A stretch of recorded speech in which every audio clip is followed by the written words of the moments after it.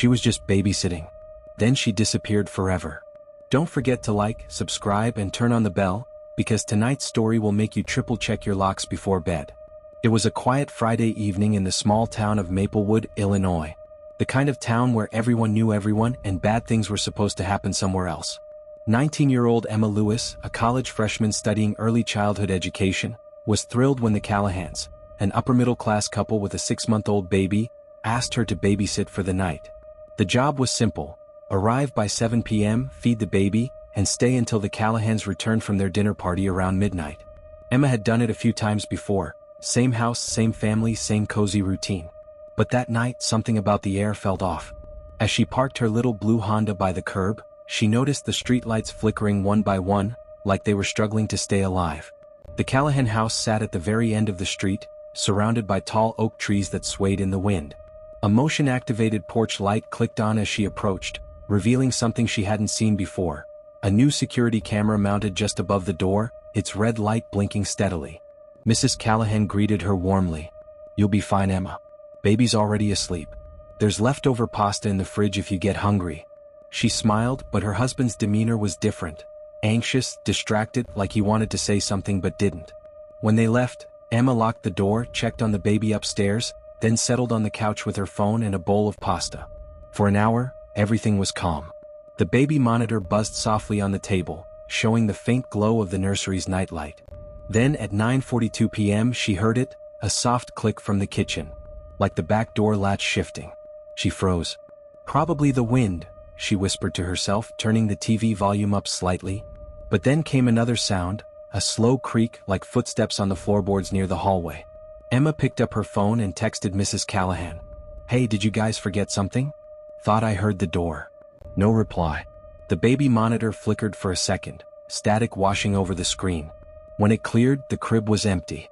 Emma gasped and sprinted upstairs, heart pounding, only to find the baby sleeping soundly where she left him. She stared at the monitor in confusion. The signal was clear now. Perfectly normal. Downstairs, her phone buzzed. A new message. But it wasn't from Mrs. Callahan. It was from an unknown number. "You shouldn't have checked." Emma dropped the phone. Her reflection stared back at her from the black screen, pale and trembling. Outside, a car engine started, slowly like someone didn't want to be noticed. And just like that, the lights went out. When the power went out, Emma's first instinct was to grab her phone flashlight. The beam trembled in her shaking hand, cutting through the darkness of the living room. Everything felt wrong, too quiet, too still. Even the ticking clock on the wall had stopped. Her phone buzzed again. Same unknown number. "Stay where you are." Her chest tightened. "Who is this?" She whispered, texting back. The message delivered. But the reply came instantly. "You don't want to wake him." Emma turned toward the baby monitor on the table. The screen was black. No sound. No signal. Just a blinking icon that said disconnected. Her breath quickened. The backup generator should have kicked in by now. Mr. Callahan had bragged about it before.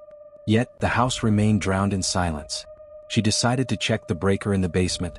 Every horror movie she'd ever watched told her not to, but this wasn't a movie. This was real. She moved cautiously through the hallway, her phone light sweeping across family photos on the wall. In one, the Callahans smiled with their baby in a park. But something about the background caught her eye, a faint reflection of someone else standing behind them. A blurred figure she couldn't make out. She looked closer. The photo had been taken months ago. A chill crept down her spine. Emma reached the basement door. It was half open, as if someone had just gone down. The faint smell of damp concrete and metal filled her nose. She hesitated, then whispered, "Hello?" No response. Just the low hum of the wind outside. She took the first step down. The wooden stairs groaned. Her flashlight wavered across boxes, old furniture, and paint cans. Then it landed on something that didn't belong. A small camping chair and an empty coffee mug sitting in the shadows. Someone had been living down there. She turned to run back up, but her phone buzzed again. Too late. Her scream caught in her throat as she spun around. A sound crept from behind the boiler, the soft dragging of feet on cement. The beam of her phone jerked wildly, catching glimpses, a handprint on the wall, a boot print on the floor, a torn piece of blue fabric near the chair. The power suddenly returned, flooding the house in a harsh yellow light. She bolted upstairs, slamming the basement door shut and locking it. Her hands trembled as she called 911, voice shaking. Someone's in the house. Please, I'm at 23 Oak Ridge Lane. Please hurry. Stay on the line, ma'am, the operator replied calmly. Help is on the way. Emma grabbed the baby from the crib, wrapping him in a blanket. She stood by the front door waiting for the sound of sirens, but instead she heard the baby monitor click back on. Her phone vibrated once more. You shouldn't have gone downstairs. Then through the monitor a voice whispered, deep and close to the mic. He's not the only one sleeping. The camera feed panned slowly to the living room, showing the front door wide open. Emma's phone slipped from her hand. The next moment was chaos. A gust of cold air, the faint sound of crying, and then the monitor went black again. When the police arrived 12 minutes later, they found the front door ajar, the baby unharmed in the crib. But Emma Lewis was gone. By the next morning, 23 Oak Ridge Lane had become a crime scene swarming with detectives, flashing cameras, and stunned neighbors whispering over fences. No forced entry. No fingerprints. No signs of struggle.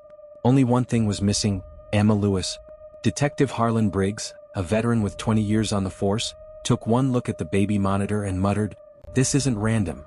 He requested every bit of footage from the new security system the Callahans had installed a week earlier. The husband claimed it was just a safety upgrade, but something about his unease the night before now felt sinister. When Briggs' team accessed the footage, the timestamp was 11:06 p.m. That's when the screen glitched. For 5 full minutes, the front door camera went static, showing nothing but grain and flicker. Then suddenly a shadow appeared. Not a person, a reflection. The reflection of a man standing inside the living room behind Emma. He was tall, wearing a dark jacket and cap. No face visible. The footage caught Emma turning, freezing, and mouthing something that looked like, "Who are you?" before the screen cut out again. At 11:13, the footage resumed. Emma was gone. The officers reviewed the baby monitor next. What they saw made every person in that room go silent. The nursery camera, though fuzzy, showed Emma rushing in, grabbing the baby. She looked terrified, whispering something, then looking over her shoulder as the door creaked open. The feed distorted, then froze on one frame, a pair of hands reaching through the crack of the door. That was the last visual of her alive. Hours later, detectives expanded the search radius. They combed through nearby woods, streams, and drainage ditches. Nothing. Until one officer, patrolling a service road just a mile from the Callahans' house, noticed tire tracks veering off into the forest. Following them led to a clearing, where they found Emma's phone, cracked but still glowing faintly. The last text sent at 11:14 p.m. read, "It's not the Callahans." That single line turned the entire case upside down. Detectives revisited the Callahans for questioning. Mrs. Callahan broke down sobbing. Mr. Callahan, pale and shaking, confessed something that would haunt the investigation for years. The security company that installed their system, Northbridge Surveillance, had sent a technician days earlier to upgrade their indoor cameras. The couple hadn't realized the man wasn't from the company. He had been posing as one of their own employees. Records showed that no one from Northbridge was scheduled to visit that address. The man's name, photo, and badge were fake. The same unknown man seen in the footage. He had been watching the family and Emma for weeks. The case made national headlines. The Babysitter Vanishing became a media storm of speculation and terror. Parents pulled security cameras from their homes. Babysitting agencies shut down temporarily. And then came the most disturbing twist of all. 3 months later, another family reported strange noises from their baby monitor, the same static clicks Emma had heard. When detectives traced the signal, it originated from the same serial number as the Callahans' old system, one that was supposed to have been confiscated as evidence.